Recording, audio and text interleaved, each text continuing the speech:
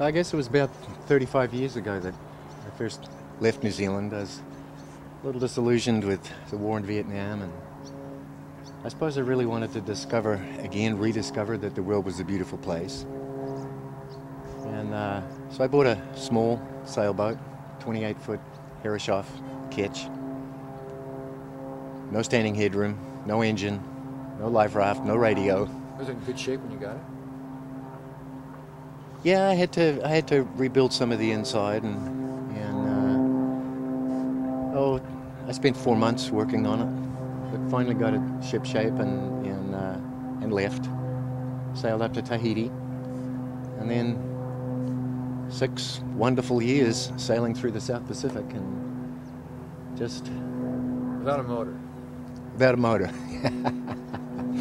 I remember a lot of sailboats would go cruising right by me, and they'd all wave and tease me and tell me, "Oh, see you tomorrow."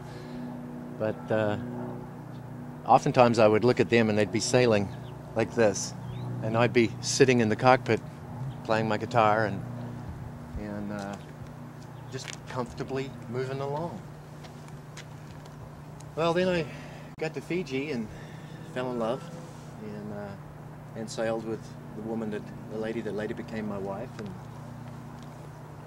and at that time we decided that I would sail my boat home to New Zealand and sell it, and she would fly up to Hawaii. We would both rendezvous there and look for a bigger boat, one that had the amenities that we wanted to become accustomed to. We ended up getting married and having 2 sons, and the whole thing got put on hold, but eventually arrived in the Northwest, and many weekends I would come down to the marinas and just eat lunch perhaps, or just ogle the boats and dream, imagine that one day perhaps. Then, well, perhaps it might be possible to do it again. Always in the back of my mind, I think that, to my way of thinking, New Zealand has always had the best sailors in the world, and when you grow up in a country surrounded by water, you develop, it's very easy to develop a keen love of sailing. And tragically, my wife got cancer, and after a number of years fighting the good fight, she succumbed. I lost her. 2 years after that, I began to walk the marinas again. And hey, Ken, do you always tell me like chicken arms? And I just carried on dreaming, and I thought, gosh, wouldn't it be wonderful? Wouldn't it be wonderful to have a new, sparkling, spanking brand sailboat to just sail off into the wild blue yonder? And then quickly came to me that I could never afford anything like that. That was way more money than I ever had or was likely to have. So I realized that if I was going to make the dream come true, I'd have to settle for something a little different. Which leads me to... So what are you doing? Come on. What do you like doing? Okay, well, it's not that bad. I think of that... Oh, no, it's not bad. It's not bad. I think of that ad where the guy's holding his pants way out to here, and you see the before and after picture. This is the before, and hopefully, let's see. I'm not sort of thinking of it well as, before. I'm not sort of thinking, I guess I'm thinking somewhere along the lines that this is not renovating an old, badly battered sailboat. It's rescuing a lady. Rescue, that's a great word for it. I like that. Intervention. Oh, my word. Oh, my word. Oh.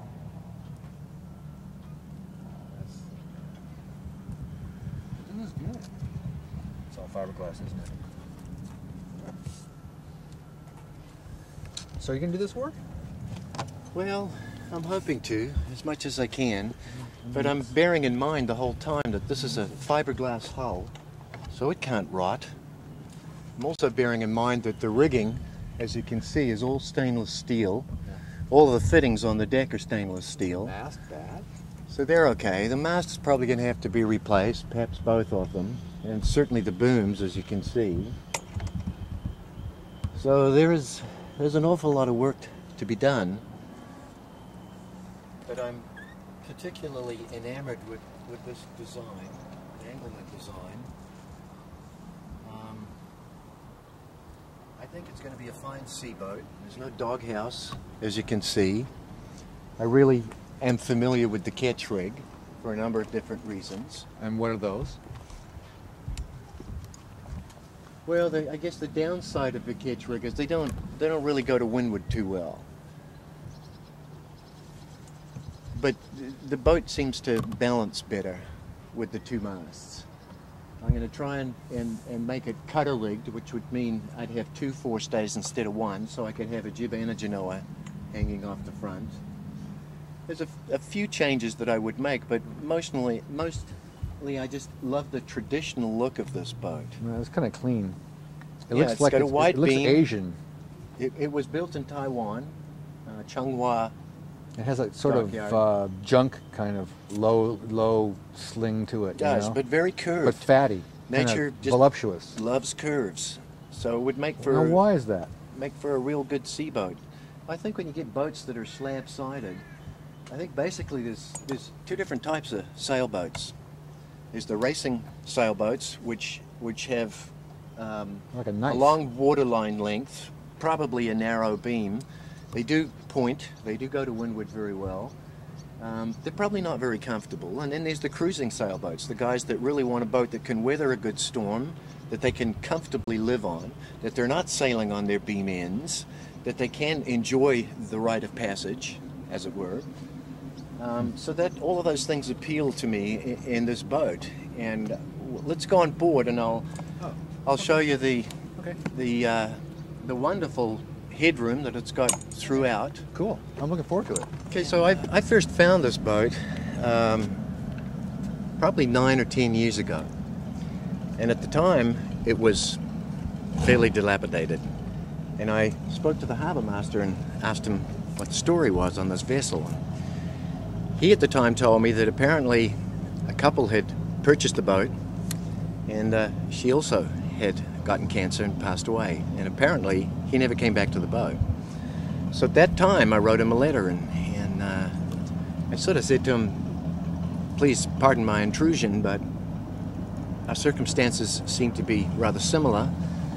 I've developed an affection for this boat, and if you would consider selling it, please let me know. So at that time he never responded, and then 3 weeks ago I talked to the harbour master again, and the harbour master told me that maybe he would change his mind. So I subsequently spent some time on the phone with him, came down, because I'd never looked inside it. I'd never seen down below. But after sitting here for 10 years, you can see it's in pretty bad shape. The engine hasn't been run for 10 years. I had no steerage way, which I just was able to fix yesterday, so the boat will steer. And the plan today is to get it towed to the shipyard, get the masts taken out, and get it shipped to my house. What's this? What's this right here?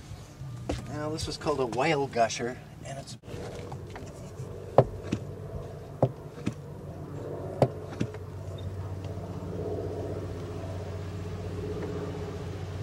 Well, now you've hit shock number 1.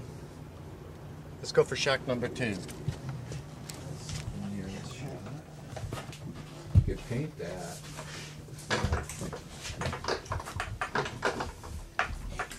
Well, I guess the tenants on this boat for a number of years were rodents. The rats got in here, ate away all of the squabs. As you can see, they're gone. Squabs. What's squab? Just the padding, the upholstery that you would sit on. Okay. The water has leaked in through the portholes here. I guess in the early days, this boat was built, I know it looks older, but it was actually built in 1977. And in those days in the Far East, they didn't have access to top quality marine grade plywood. So it was not uncommon for the combings, plywood here, to rot. But you can see most of the wood here is teak, which has a remarkable resistance to the rot problems. And when I take out this plywood, I'll probably replace it with this kind of tongue and groove or whatever it might be, and put it vertically along here. You can see, so if you look closely over here, you'll see where the rats have eaten their way through the wood. That's why. Eaten through the wood there and here, in order to get at whatever tasty morsels they imagine was residing on the other side. But I just love these doors. I don't know if your camera will pick up, if there's enough light in here to show these wonderful carved doors.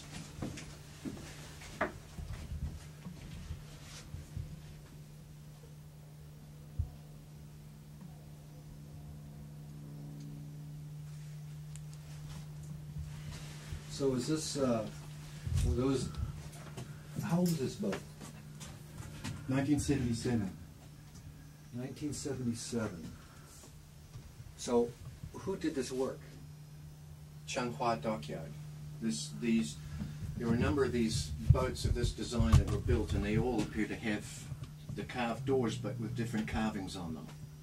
Because this is almost modular.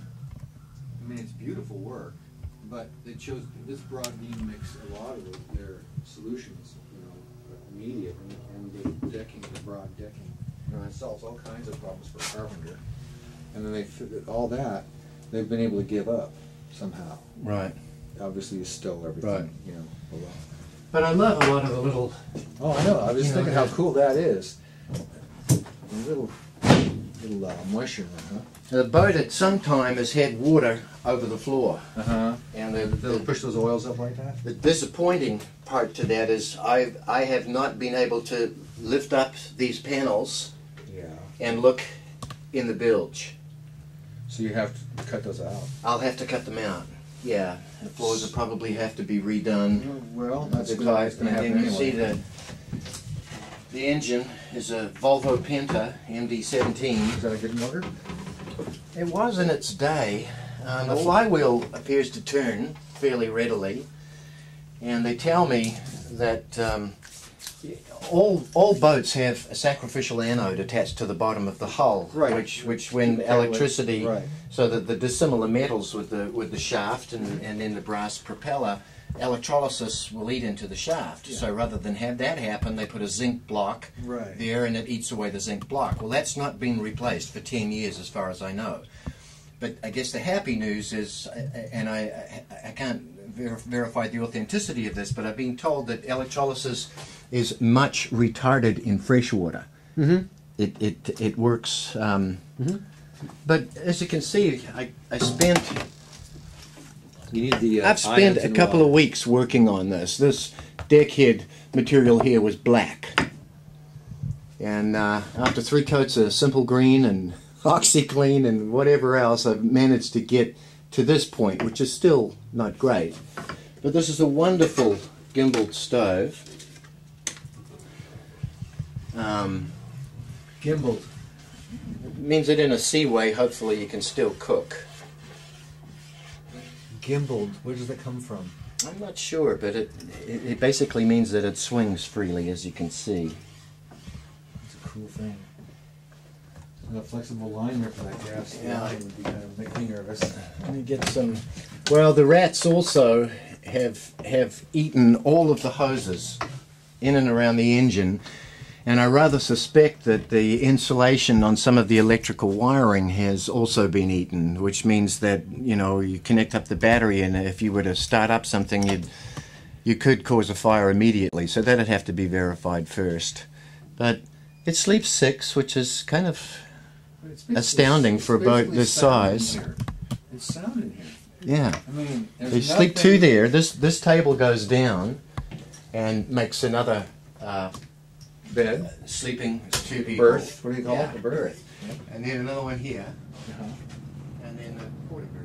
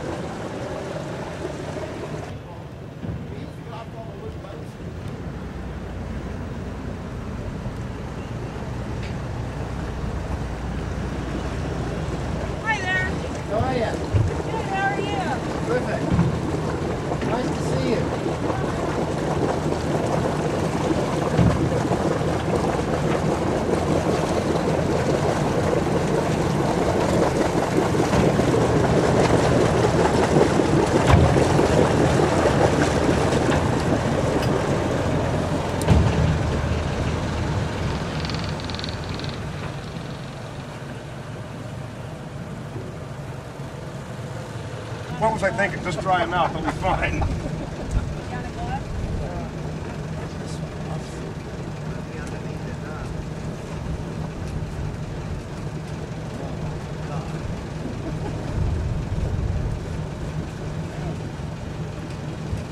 Okay, that's the end of that one. Okay.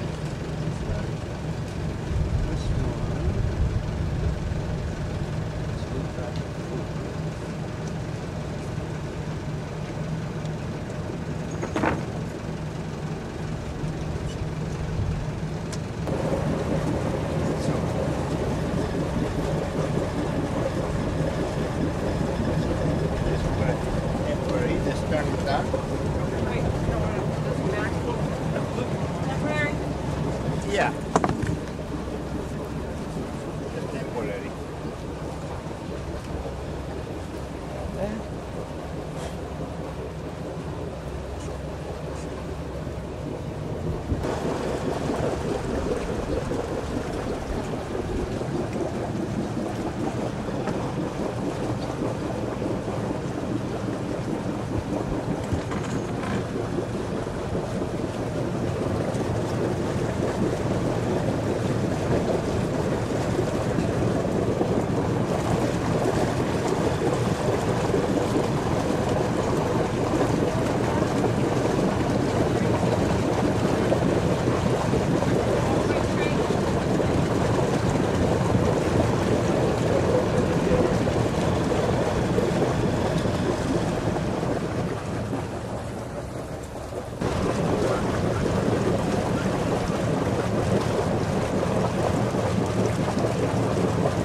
People next door were Dunato right now. They've got the smartest sailboat, and they just keep it active. Oh, there's a couple of people real happy. And I wish Ken all the luck in the world. It sounds like he's got the right attitude for it. Yeah, yeah. Saving a lady and see if we can make her useful again. All aboard!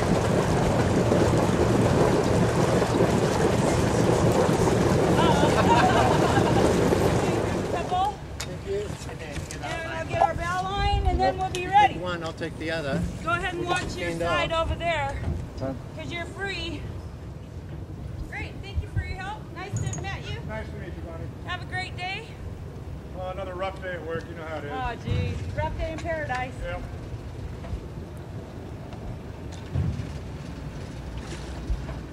You're gonna miss this boat. Face up. I don't think I see him crying. I don't think I see any tears in his eyes. You got a smile there, Ken. Here's the joy.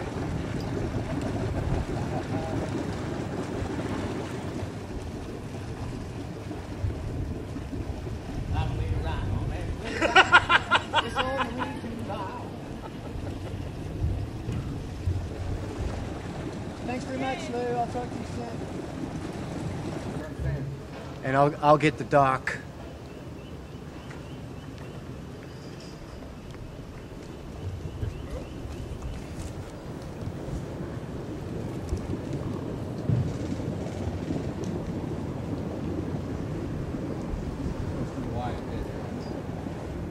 Yeah, I'm feeling right about there. I'm recording conventions right here. Nice. Roll them down. Perfect. Fine here.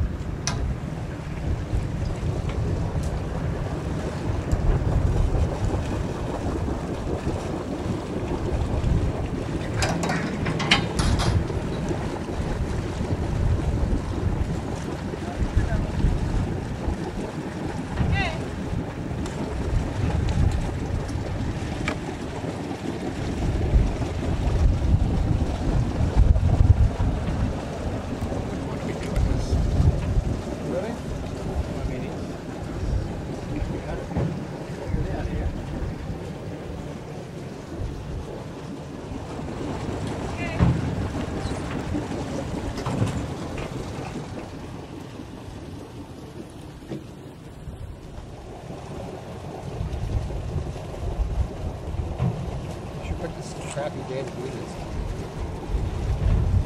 Start to worry. The wind always comes up. Ken, how can I miss you if you don't go away?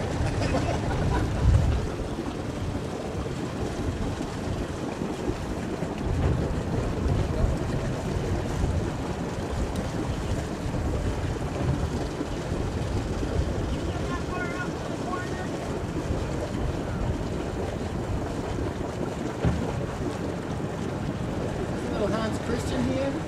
Or is it Baba? Hans Christian? This little sailboat here. Oh, yeah, no. He's a happy guy. He owns a sailboat, plus he's a gynecologist.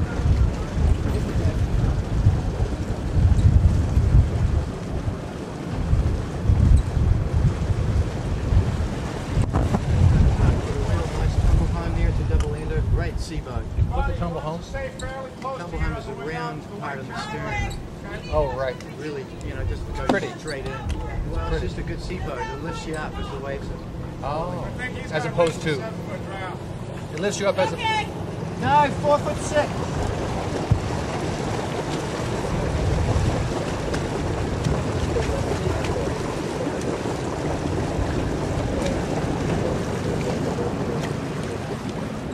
Yeah, stick along the dock. That's the white channel marker. Just turn around that. Take it to the white channel marker. Thank you very much. Thank you, buddy. was Thank nice. you so much. I can't tell you. Shut up. What an ingrate. Thank you, Ken. Have a great cruise, guys. Thank you. You have a good day.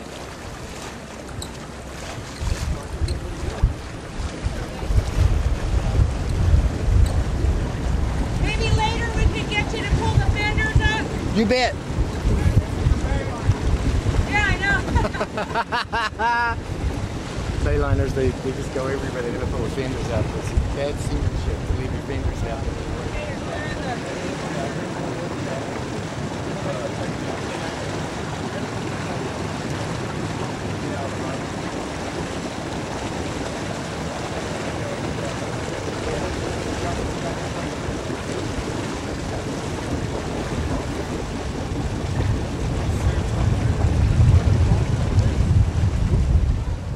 thank you guys. There they go, see?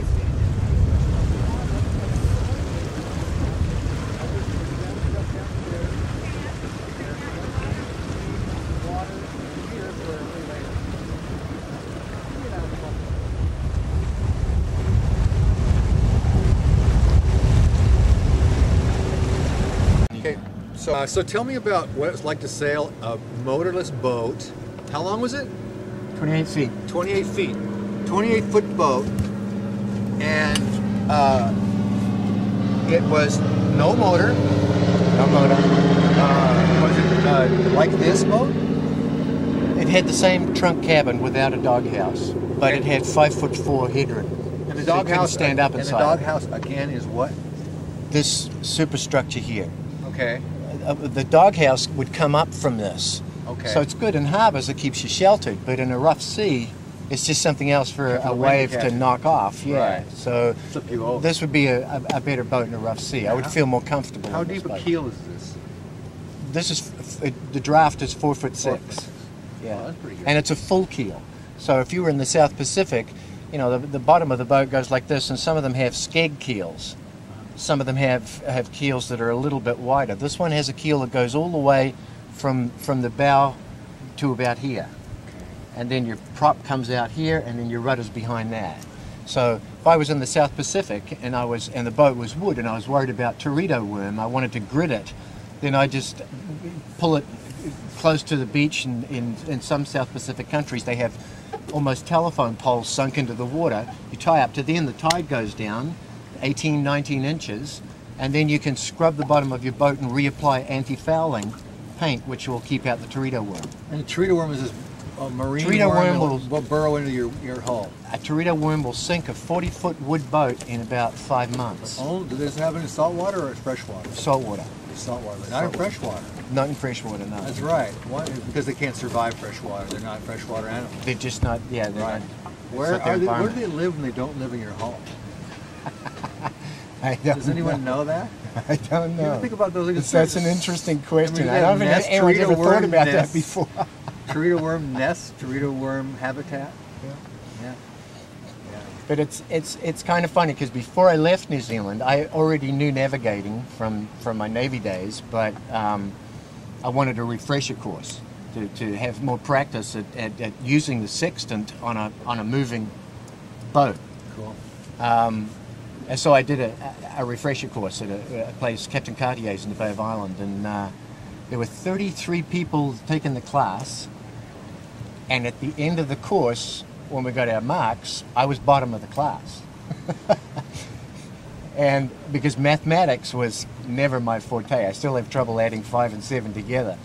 But, you know, like in a beauty contest, they have the Miss Congeniality Award. The class was asked if they were stuck in the middle of the South Pacific, miles away from anywhere, and they could have one person on this class, that they would have faith in that person's ability to get them safely back to harbor, who would that person be? Everybody shows you. I won that, yeah. So I thought, well, you know, as bad as I am in one area, I have some kind of nautical sense that will, you know, that helps me in another. And experience too. Yeah. I mean, you did a lot of travel.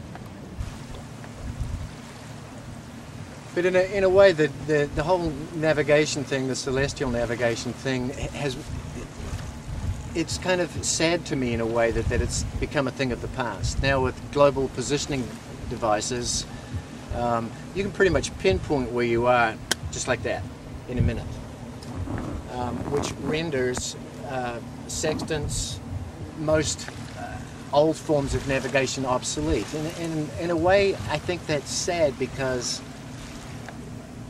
your sextant never run, the batteries never run down. the batteries never run down, but in itself, the device is a thing of beauty and is a wonderful invention. But with celestial navigation, you are much more close to the natural world, to the environment. You're out on deck. You know where the sun, what time the sun is going to be at its zenith, and you will take your noon shot, which will tell you pretty much where you are. If it's overcast and cloudy, then you'll wait for the evening and hope that the stars, then the stars will start coming out one at a time, and the first star that you will see, you'll take a shot on it with your sextant, and then the second star, and then the third, until you cross grid and then find your exact position that way. Well, now we don't do those things, so we're not looking at the stars as much. We're not aware. Looking down at a meter. Right, we're looking down at a meter. So I feel that whilst it's more technically proficient, if that's the term, it's more user-friendly. You're still losing something. Oh. And then there's other little things that, I mean, there was a man who wrote a series of books, cruising around the world, voyaging around the world, and he had so many wonderful tips in it. And one of them, I won't say it saved my life, but certainly made me feel a lot better when I was sailing en route to Fiji. And once you hit Tahiti and you start going westward, your longest sail is going to be probably 4 or 5 days. So you can plan for that. You can wait till, oh yeah, the weather looks good, yeah, the forecast is nice, I'm going to have a fairly decent sail, I'll hit it. So you leave. So I get maybe, I'm probably 9 or 10 hours out of Suva, and the island of Kendavu is right there. Then all of a sudden the squall comes in, and the island's taken from view, and I'm wondering where I am. I know that Kendavu is here, Suva Harbour's over here, but I got to miss this island. So I look in Eric Hiscock's book, the man who wrote these books, and he says, well, here's what you do. You take a regular transistor radio that they had in the old days, and everybody knows that if you tune to a station and it's not coming in clearly, you just rotate. You rotate the radio, and then it'll come in. Well, the reason for that is along the top, built inside the transistor radio, is a graphite rod, which is the antenna. And if you are facing this way, the radio station is picked up by this rod.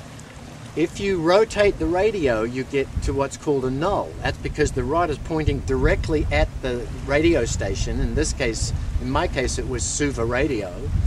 Then I'd go to the null, and then I knew exactly, I could look at my compass and see which direction Suva radio was. So I knew if I headed straight for that, I'd miss this wonderfully big and formidable island off to the port side of me. So little tips like that are invaluable. And those are things that you only learn by being out there and experiencing. So this is the binnacle, and on top of this sits your compass, Right. which has been swung so that the needle will either point, you know, the difference between true north and magnetic north, and then that needle is sensitive to the point where anything metal on the boat will cause a reaction to this. So you have to get that taken care of. What's this? This is the rotten hatch. Oh. Okay. I thought, oh, that's interesting. Yeah. But the other thing I love about sailing is that if we were in a powerboat now, we wouldn't be able to enjoy this because we'd be having to yell at each other. We couldn't hear what we were saying. I was just So we're able to move along. Hopefully when this project is completed, we'll move along 5, 6, 7, 8 knots. And all we'll hear is this magical sound of the water rushing by the hull. And because the boat is so beamy, we won't be sitting over like this. Right. We'll be relatively comfortable and just able to enjoy the whole experience. When I came here and I started lecturing, and I was flying to Wisconsin, Chicago.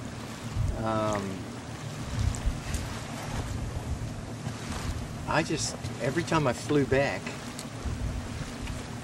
came into Seattle,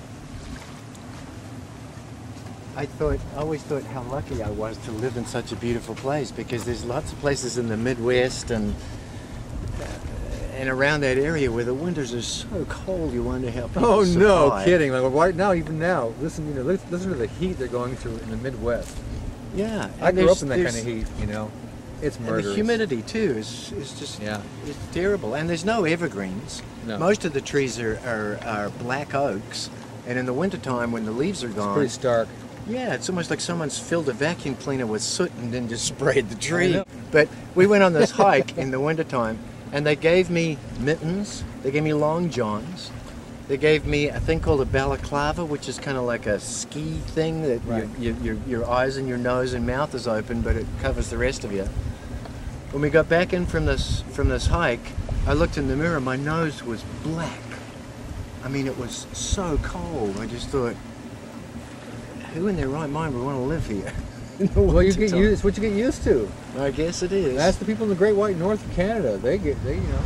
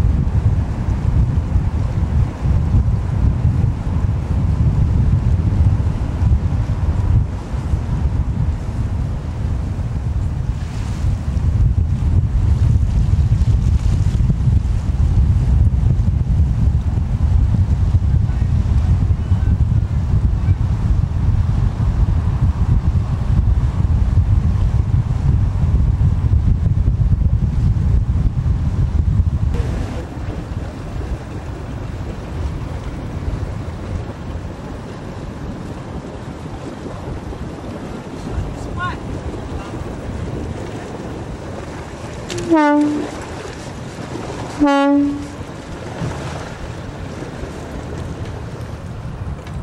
you doing, Bonnie? Maybe I could toss you this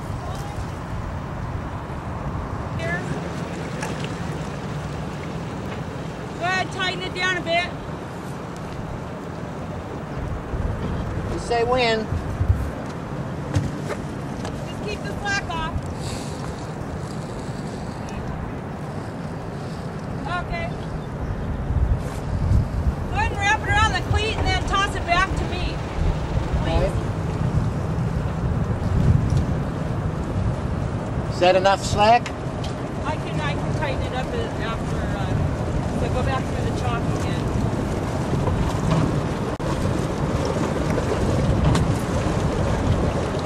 Great, thank you. We're going to be side by side for a while, are we? Yeah, we gotta go through the bridges. Yeah. This way we have a control where we're going. But do you guys have water in that? Are you okay for... You want to drink of water? Oh no, we're fine, thank you. Thank you. Thank you very much. Okay. Okay, maybe I could get you to undo the bell line.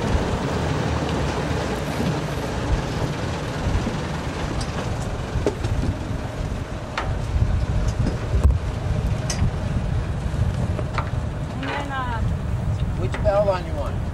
our bridle.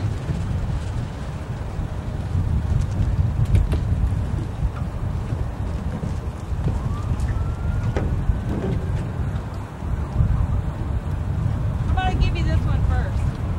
Then you can, Okay, then I can reach it with a puzzle. yeah. Go through a chalk and back to a cleat. And then I'll take it back again.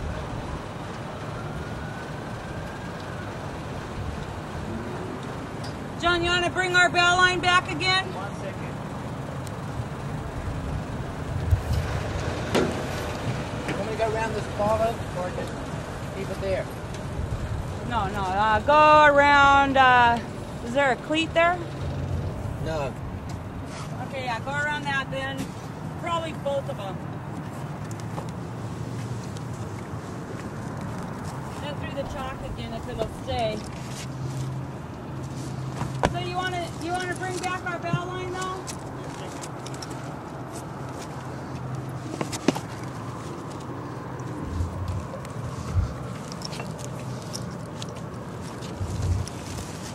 Great. Thank you very much.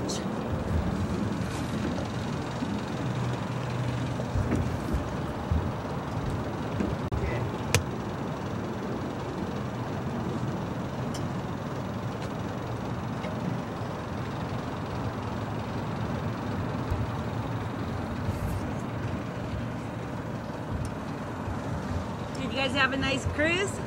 Wonderful, wasn't it? You guys had all the noise. We had no noise at all. It was like sailing. Yeah, you didn't have to do anything, huh? That's right. A little bit more slack.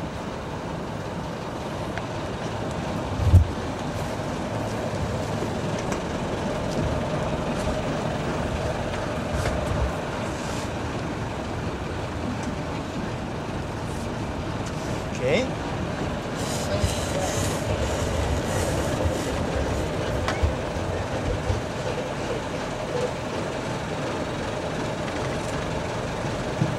You need more slack off the bow?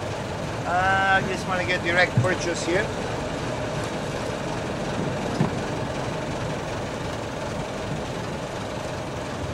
I got some more rope there, John, if you want a spring line. Oh, this should be okay like that. Just want to make sure that we're tight. Okay. Be maneuvering. I'm not going to be going back and forth. Okay. You're leading.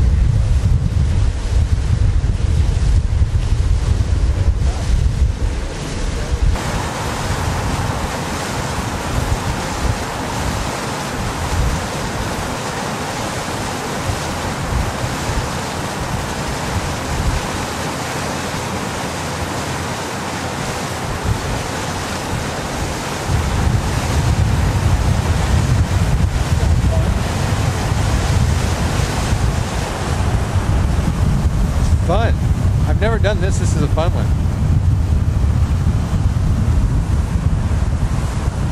It's like being on a Disneyland ride. You go by the event, you know, by the features.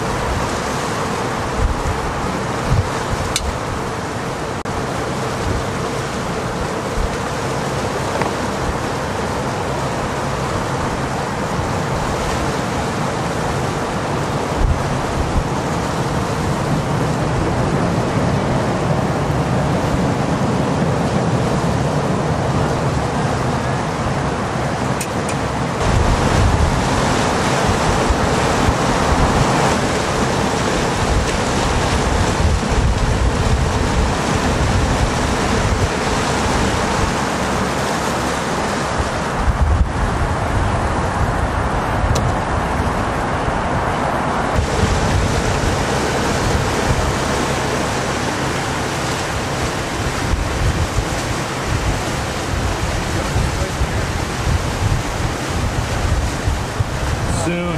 Right there.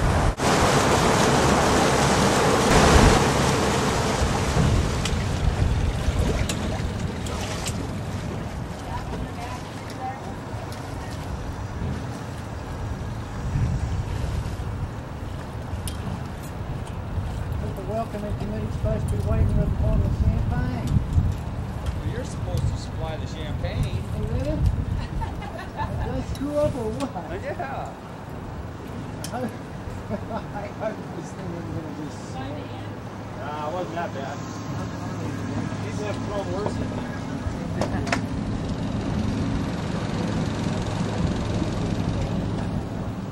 Yeah, it is.